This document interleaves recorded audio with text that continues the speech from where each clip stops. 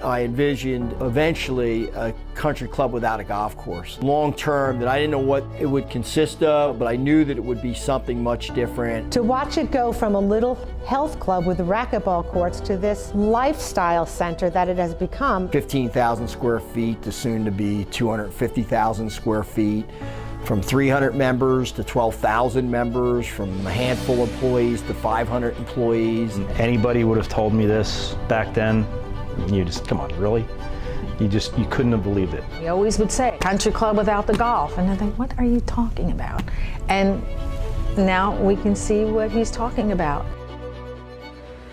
I literally just walked through the dirt and I looked for somebody who wasn't wearing a hard hat. I said, do you work for the club? And he says, yeah. And I says, I want to join. I watched the building being built, yeah. It was just a plot of land, which was a little box brick building. A brown brick building. The building was so small that you could pick it up and drop it into the current fitness center. And when I heard there was a racquetball club opening up close to me, I joined.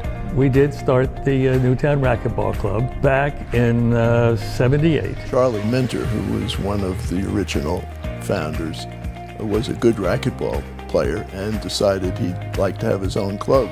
We went ahead and formed a partnership, bought some land, and put up an 11-court racquetball club. So I'm pretty sure it was 11 racquetball courts. NAC had 11 courts. 13 courts, if I can remember, 13 or 14. 4 racquetball courts. About 12 or 13 racquetball courts. But at 11 courts, not much more. A little universal gym, some locker rooms. In those days, racquetball was the storm, particularly in the Northeast. It was the fastest game I've ever seen. And I don't see that well. I got hit more with the ball than I hit the ball. It was difficult to get a manager that could get it all together and had the attributes of both an appreciation for the players and the business aspects. Those features were not in any one person until Jim came along.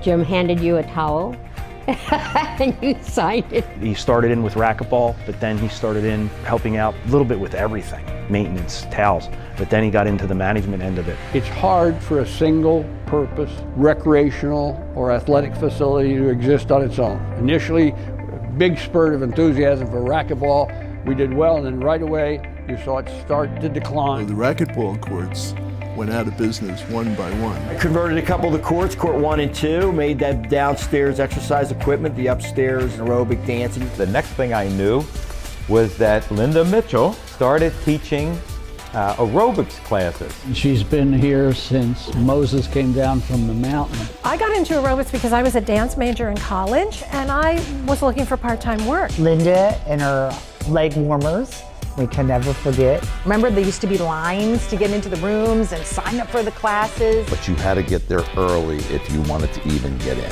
3 classes for $5 a week, seriously. And I remember we were in this room and there was carpet that was here way too long past this time. They went from a racquetball format to a personal health type of venue where there were classes, there were machines, and the place exploded. Jim was the guy that figured out that you needed to do everything. But I kind of doubted that he was ever going to do this because he kept saying, my vision, the country club without the golf. If you followed the demographics of the baby boomers, that you could grow your business by providing them services they would need throughout their life. And he always thought that if we looked out for the client, that we would do well, and he was right. People were then starting to get married. They needed kids, so you needed more nursery, and then as their kids got older, you needed more programming for kids. We added, bigger fitness center, a salon, a cafe, more group X rooms. Now they're 50, 60 years old. Their kids are grown. They want to, they want more services for themselves. So we put in the pool, bar, and all these other amenities. The club before the pool, in the summer, the place would almost die. Saturday, Sunday, who would come here on a beautiful weekend? But when the pool opened, the weekend was it. We would add thousands of square feet at a time, going to the banks all the time. 37 years later, we're nothing like we originally were. What the people want is where the market should take you. So now we're trying to follow the millennial group, and if we follow what they want, then we'll bring up the next generation of people. We're undertaking the largest expansion in the history of the NAC. It will be somewhere between a $10 and $15 million project when it's all said and done. It's going to consist of all new group fitness, like all boutique studios designed to meet the modality that they were meant for. It doesn't make economic sense. That's one reason why my two partners left 3 years ago. What it does is create something that hasn't been done in the industry. It puts us in a whole new playing field. Well, what are you going to do next? Like, we thought we were done, and we're never done. We're never done. We want to know what's going to happen after this last expansion. I've been to other places. I've been to some resorts. This really stands out. I visit clubs all over the world and all over the country. I can say that it compares well with the best of the best in the rest of the world. I know that might be hard to wrap your head around, but we really, really are. I think he wants to be #1 on the globe, is what he's going for. Everywhere you go, if it's an industry show or to another health club, it's, you're from the NAC? You know, everybody knows what the NAC is. Research on what makes us healthy and what makes us ill is being connected to other people. It feels like almost a second home to me. Probably is my life when you think about it. A place where people want to linger, and that's not accidental. We're always trying to make sure that you're just not a number. I never would have doubts about what Jim foresaw.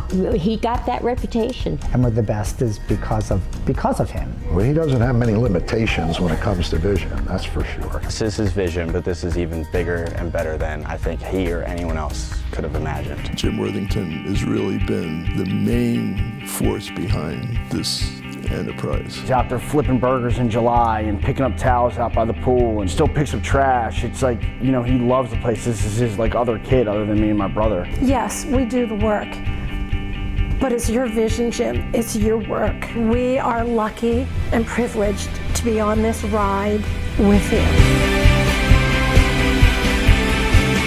I like to call it a legacy project. I mean, long after I'm gone, I think this club will stand the test of time. And if there's one thing you get in life is one shot to make your mark and leave your mark. So